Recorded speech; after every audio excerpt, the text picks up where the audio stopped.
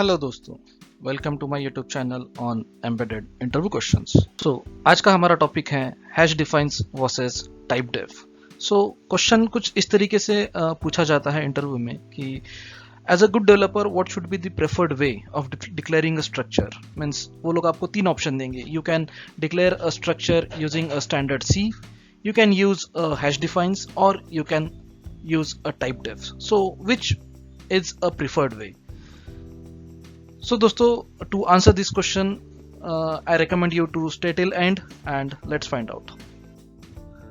कभी कभी इंटरव्यूअर जो है आपको इस तरीके से भी स्टेटमेंट दे देता है पूछने के लिए। सेम ही क्वेश्चन है बट कुछ इस तरीके से कि वो आपको दो स्टेटमेंट्स दिखाएगा एंड ही विल आस्क की which should be the preferred way and he will ask you to justify why you are answering that.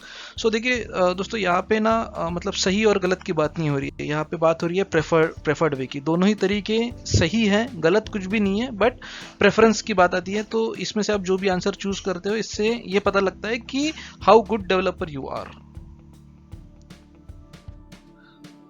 तो दोस्तों, सबसे पहले तो आपको यह समझना पड़ेगा कि टाइप डेफ में और हैश डिफाइंस में दोनों में डिफरेंस क्या है। और अगर आपको ये डिफरेंस समझ में आ जाएगा तो आपको ये भी समझ में आ जाएगा कि क्यों कोई एक तरीका सिलेक्ट करना है। ठीक है, तो सबसे पहले हम इसका कंपैरिजन देखते हैं कि जैसे मैंने यहाँ पे कंपैरिजन टेबल बना दिया है hash define and typedef का। तो अगर आप टाइप डेफ की बात करोगे, हैश डिफाइंस की बात करोगे, तो ये एक मैक्रो है। सो नेचर जो है इन दोनों का, जो हैश डिफाइन है ये एक प्री प्रोसेसर मैक्रो है, जबकि टाइप डेफ जो है ये कंपाइलर लेवल का एक एलियास है। ठीक है, इसमें जो टाइप सेफ्टी की बात हो रही है, टाइप सेफ्टी मतलब जब भी हम हैश डिफाइन कहीं पे यूज करते हैं तो ये सिंपल टेक्स्ट को रिप्लेस करता है during the pre processing phase of compilation. जबकि यहाँ पे कोई टाइप की चेकिंग नहीं होती है कि किस टाइप का है, मतलब ये स्ट्रक्चर है, ये यूनियन है, ये इंटीजर है, क्या, ये कोई टाइप चेक नहीं करता है। कौन? मैक्रो। जबकि टाइप डेफ में ये हमारे पास कंट्रोल होता है। अगर आप डीबगिंग का अगर देखें तो हैश डिफाइंस को, मैक्रोस को डीबग करना बहुत डिफिकल्ट है, बिकॉज डीबगर को, मतलब आईडीई को जो है वो मैक्रोज समझ में नहीं आते, बिकॉज ये मैक्रोज जो है कंपाइलेशन के स्टेप में ही एक्सपांड हो जाते हैं, वो टेक्स्ट को रिप्लेस कर देते हैं। तो मैक्रोज जो है ये डीबगर्स को विजिबल नहीं होते हैं। So it is very difficult to debug a code if you are using a macros. Typedef अगर यूज कर रहे हो तो it is easier to debug, because ये जो होता है आईडीई को विजिबल होता है तो, और डीबगर्स को भी विजिबल होता है, तो it is easy to debug. अगर हम स्कोप की बात करें तो हैश डिफाइंस जो मैक्रोज होते हैं इनका स्कोप हमेशा ग्लोबल होता है। हम किसी फंक्शन के अंदर कभी हैश डिफाइंस नहीं करते कि हम लोग टॉप में ही करते हैं फाइल में, तो इसका जो स्कोप है वो ग्लोबल हो जाता है और हमारा उसमें कंट्रोल नहीं बचता है।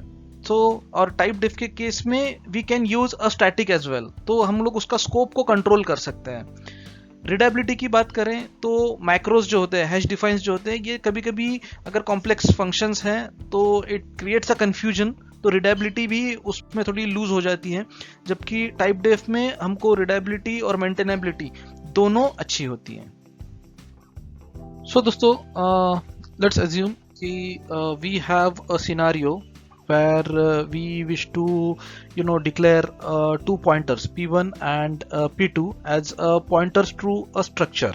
okay, तो अगर मतलब हमको क्या करना है कि दो स्ट्रक्चर पॉइंटर्स डिक्लेयर करने हैं कि एक होगा p1 और p2, और ये दोनों पॉइंटर्स जो है ये किसको पॉइंट करेंगे? स्ट्रक्चर ए को। स्ट्रक्चर ए जो भी हो उससे हमें मतलब नहीं है।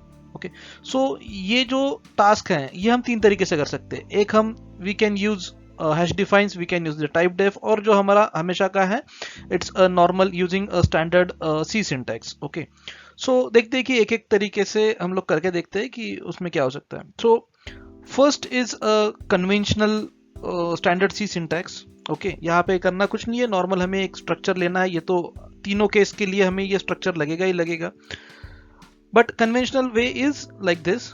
हम लोग क्या करेंगे? स्ट्रक्ट ए, ये हम लोग स्ट्रक्चर डिफाइन कर रहे हैं, ये स्ट्रक्चर यूज कर रहे हैं as a data variable, and then हम लोग यहाँ पे दो पॉइंटर्स डिक्लेयर कर दे रहे हैं। So with this what we are doing is we are declaring pointer p1 and pointer p2 and they both are pointing to this structure a। ठीक है, ये तो हो गया पहला तरीका जो कि हमारा कन्वेंशनल है, ये हम कर सकते हैं, इसमें कोई प्रॉब्लम नहीं है। Second one is using a macro. ठीक है, अब मैक्रो अगर हमें करना है तो हम लोग क्या करते हैं कि सबसे पहले हमने एक मैक्रो डिफाइन कर लिया, हैश डिफाइन बी। ठीक है। अब ये b किसको, how this b is defined, is b is defined as a struct a pointer, ठीक है। ये उसका एक्सपांड होने के बाद में ये होगा मैक्रो का। तो अगर हम, if we are using this macro okay to declare two different pointers p1 and p2, तो हम इस तरीके से करेंगे कि हम लोग b लिख दिए, b एंड उसके आगे हम लोग p1 p2। तो इसका ये जब एक्सपांड होगा, ठीक है, जब हम इसको एक्सपांड करेंगे तब ये एक्सपांड कैसे होगा, b will be directly replace as a text with this struct a pointer. तो ये हो गया स्ट्रक्ट a पॉइंटर, उसके आगे हमने लिखा है p1 p2, ये आ गया p1 p2। अब यहाँ पे हमारा टास्क क्या था कि हमें दो पॉइंटर्स डिक्लेयर करने थे, दो पॉइंटर्स p1 और p2, ठीक है, और दोनों both should be pointing to structure a, ठीक है।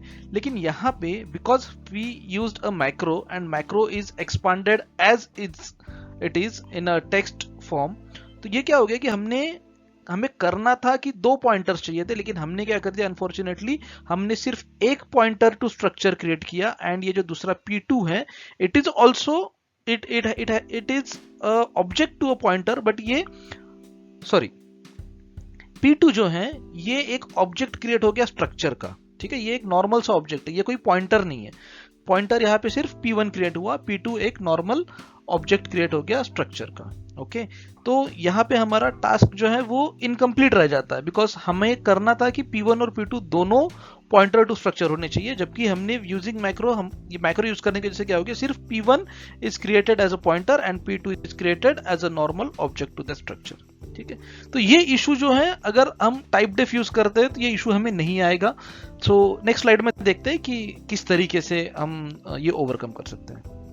अब यहाँ पे देखिए कि सेम चीज जो हमने हैश डिफाइन से की थी, उसकी जगह अगर हम टाइप डेफ यूज करते हैं तो क्या होगा। अब यहाँ पे देखो, यूजिंग अ टाइप डेफ हम सेम चीज कर रहे हैं। हमने क्या किया था, पहले मैक्रो लिया था एक हैश डिफाइन b और उसके आगे ये लिख दिया था। अब यहाँ पे क्या कर रहे हैं हम लोग, टाइप डेफ यूज कर रहे हैं। टाइप डेफ स्ट्रक्ट a और ये एक हमने c यहाँ पे डिफाइन कर दिया, ये एक ऑब्जेक्ट हमने कर दिया। अब टाइप डेफ क्या करता है कि इसका जो है एक अलग से नाम हमने क्रिएट कर दिया कि जब भी जहां जहां हम यूज ये कैपिटल C यूज करेंगे, वो यहाँ इसको कंसीडर करेगा स्ट्रक्ट a पॉइंटर को, ठीक है। तो अब लाइन नंबर 3 पे देखो, हमने क्या कर दिया, C उसके आगे p1 p2। तो यहाँ पे क्या हो गया कि since we are using a typedef, ठीक है, तो ये C जो है ये हमेशा इसका जो टाइप है ये स्ट्रक्ट a पॉइंटर यूज हो रहा है, ये कोई टेक्स्ट रिप्लेसमेंट नहीं है, ये इसको एक्चुअल में यूज कर रहा है। तो यहाँ पे हमारे दोनों पॉइंटर p1 एंड p2 ये जो है अब क्रिएट हो गए हैं as a pointer to a structure a।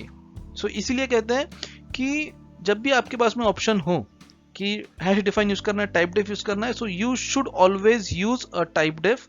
Type def से क्या होता है कि using a typedef we have a clarity and also the correctness, okay, when declaring multiple pointers.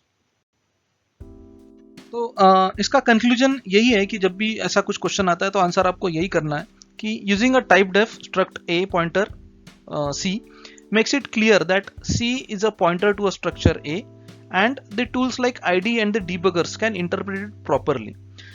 If we use the hash define instead of the type def, it is just a text substitutions, okay, which can lead to a subtle bug and the confusion in the complex code. So as a good developer, I will always prefer a type def over a hash define. So दोस्तों, thank you for watching my video and staying till end. If you have any further questions, please ask me in the comments. I will try to answer them as quickly as possible. If you like the content, please like, share and subscribe to my channel. Thank you for watching. Have a nice day.